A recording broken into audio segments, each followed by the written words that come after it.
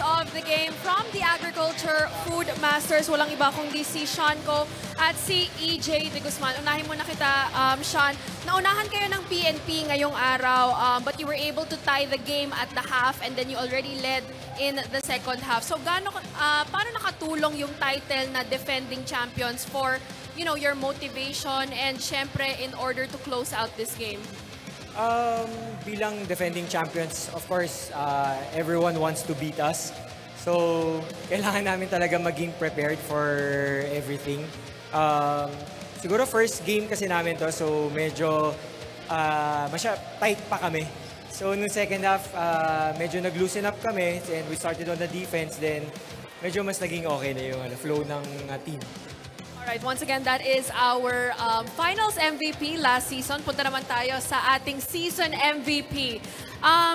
EJ, you were already the MVP last season and nagsilakasan yung mga teams this season.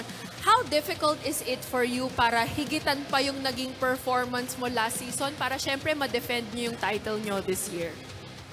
Ano lang talaga, mag-focus lang sa practice. Kasi kailangan namin mag-practice para maka-cope up doon sa yung increasing competition ng season 11. Ay, dito pala dapat ito. Hello. Right. Bati ka na sa mga gusto mong pasalamatan. Yung wife ko, si Zel, si Yael, si Ella, yung mga DA family and friends. Si Mark Madjas daw nagpapabate. And yun lang. Salamat po. Alright, bati din syempre si Sean. Go ahead. Binabati ko yung family ko, of course. Wife ko, si Natasha. My sons, Comet and Calix, nanonood sila sa house.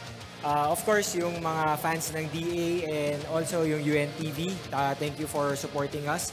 And yung family ko, mom and dad ko, sister ko, Sherlyn, Dexter, Sandy and Jean, tapos yung mga barkada ko, Brian, Peter, Armin, Lawrence, Paolo, Howell, sila Ace, sila Carl, yun. And sa lahat ng and of course, syempre thank you din sa taas for this first game win.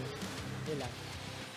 Once again, thank you so much, Sean, and congratulations to the entire Agriculture Food Masters.